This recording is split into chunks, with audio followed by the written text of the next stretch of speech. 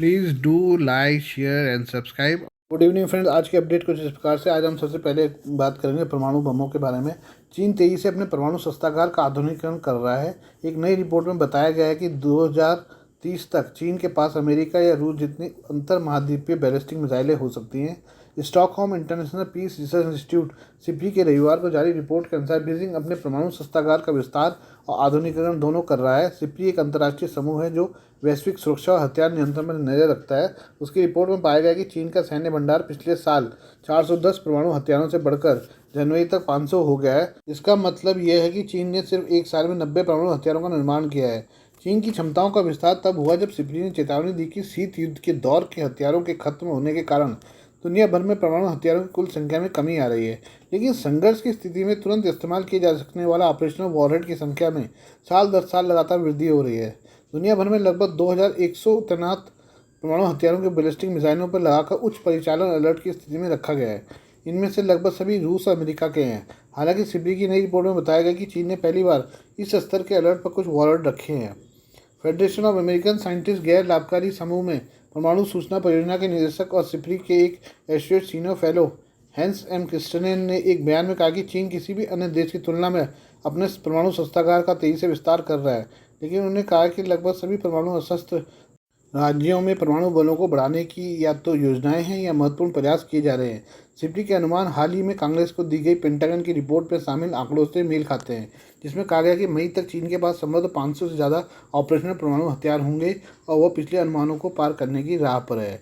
परमाणु निरस्त्रीकरण पर हाल ही में आयोजित एक सम्मेलन में बाइडेन प्रशासन के एक वरिष्ठ अधिकारी ने चेतावनी दी कि अगर रूस और चीन जैसे प्रतिद्वंदी इस रास्ते पर चलते रहे तो अमेरिका को परमाणु हथियारों का एक बड़ा शस्त्रागार तैनात करने की जरूरत पड़ सकती है।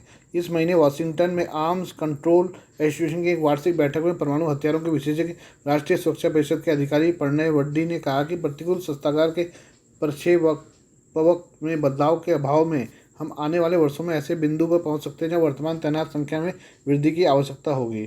Carnegie Endowment for International Peace में परमाणु नीति कार्यक्रम कार्नेगी चीन के एक वरिष्ठ फेलो टोंग झाओ ने कहा कि चीन के कई वर्षों तक लगभग 200 वॉलेट का एक अपेक्षाकृत छोटा शस्त्रागार बनाए रखा था, लेकिन हाल के वर्षों में इसने बहुत तेजी से उस भंडार को बढ़ाया है। बीजिंग इस बात से इनकार करता है कि वे एक बड़े परमाणु निर्माण के बीच में है, लेकिन वर्तमान प्रक्षेपक के आधार पर उसके पास 2027 तक 700 से अधिक और दशक के अंत तक 1000 से अधिक वॉलेट हो सकते हैं। हालांकि विशेषज्ञों का मानना है कि तब भी चीन के परमाणु हथियारों का विकास अपनी वर्तमान गति से जारी रहेगा। इतना कुछ करने के बावजूद 2030 में भी चीनी परमाणु हथियारों का शस्त्रागार अमेरिका के वर्तमान आकार की तुलना में 5वें हिस्से से कम होगा। सिबरी के अनुसार जनवरी 2024 अमेरिकी परमाणु हथियारों की संख्या 5044 थी, जबकि रूस के पास 5580 हैं। झाओ ने कहा कि व्यक्तिगत रूप से मुझे नहीं लगता कि चीन ने संयुक्त राष्ट्र अमेरिका के साथ परमाणु समानता प्राप्त करने का निर्णय लिया है, लेकिन मैं समझता हूँ कि कई अमेरिकी विशेषज्ञ पहले से ही मानते हैं कि परमाणु समानता चीनी विस्तार का लक्ष्य है। सिपरी ने रिपोर्ट में कहा कि चीन के परमाणु शस्त्रागार का चुपचाप निर्माण ऐसे समय में हुआ है जब दुनिया भर में विभिन्न संघर्ष जारी हैं, जिनमें यूक्रेन और गाजा में युद्ध शामिल है। यूक्रेन में युद्ध ने परमाणु हथियार नियंत्रण वार्ता पर नकारात्मक प्रभाव डाला है और परमाणु हथियार नियंत्रण में लंबे समय से चले आ रहे गतिरोध को तोड़ने और परमाणु सशस्त्र राज्यों द्वारा नए हथियार प्रणालियों को विकसित करने और तैनात करने की चिंताजनक प्रवृत्ति को उलटने के अवसरों को कम कर दिया है। आइए हम बात करते हैं भारत में जो अभी ट्रेन एक्सीडेंट हुआ है उसके बारे में।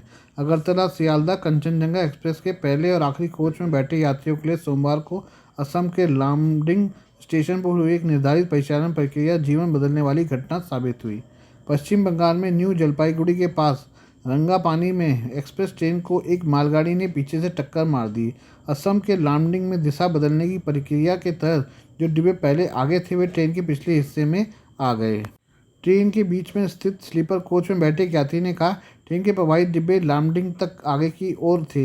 यात्री ने बताया कि दिशा बदलने के बाद प्रभावित 4 कोच, एक सामान्य सिटिंग कोच, 2 पार्सल वैन और 1 गार्ड वैन पीछे के छोर पर थे। उन्होंने कहा कि दुर्घटना में सामान्य सिटिंग कोच सबसे अधिक प्रभावित हुआ, जो बगल की पटरियों पर जा गिरा। दुर्घटना के बाद ट्रेन के 36 डिब्बों में से एक के पास खड़े यात्री ने कहा, हमारी ट्रेन जब न्यू जलपाईगुड़ी से कुछ किलोमीटर दूर रंगापानी पहुंची तो उसकी गति बहुत धीमी थी। ट्रेन के अन्य यात्री ने बताया कि अचानक तेज झटका लगा और तेज आवाज़ के साथ ट्रेन अचानक रुक गई। उतरने पर उसने देखा कि मालगाड़ी ने पीछे से उनकी ट्रेन को टक्कर मार दी थी।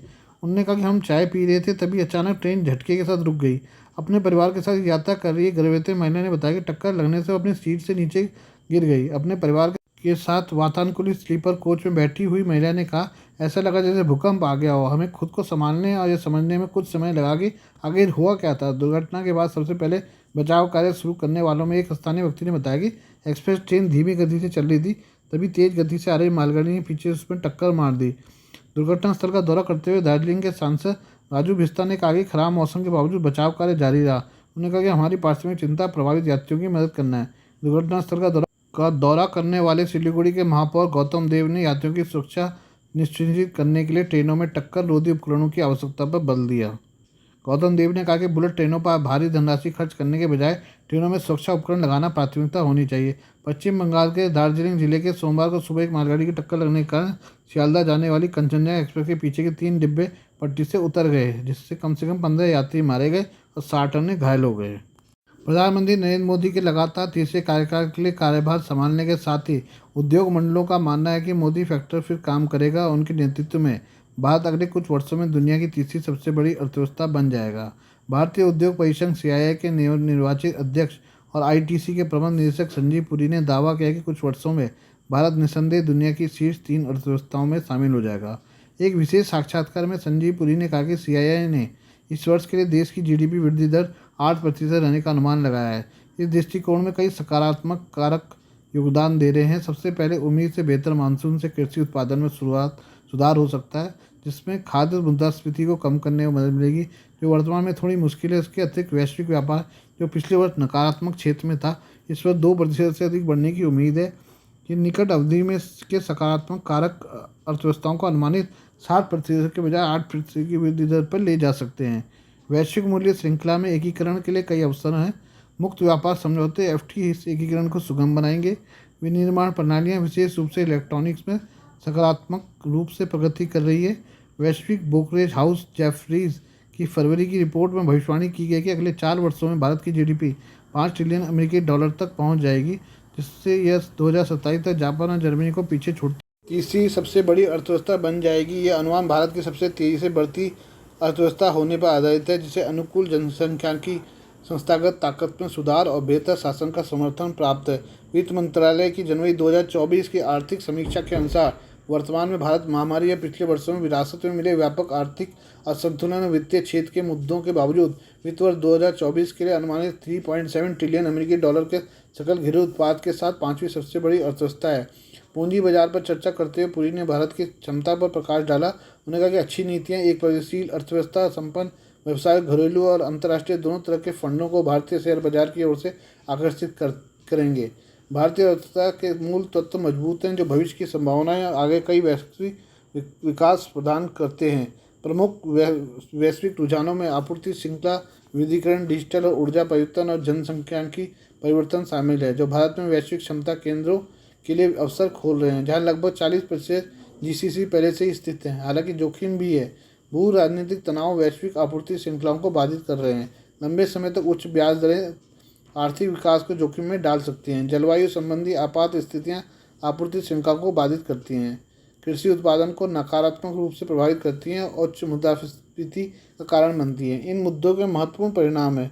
चरम मौसम से निपटने के लिए सीआईआई ने राष्ट्रीय अनुकूलन आयोग बनाने का सुझाव दिया है, क्योंकि वातावरण लगातार गर्म होता रहेगा, जिससे लगातार चरम मौसम की घटनाएं होंगी। भारत को इन चुनौतियों से प्रभावी ढंग से निपटने के लिए अपने प्रयासों को बढ़ाने की आवश्यकता होगी। आज के लिए बस इतना ही। बाकी मिलते हैं कल आपसे नई खबरों के साथ। धन्यवाद।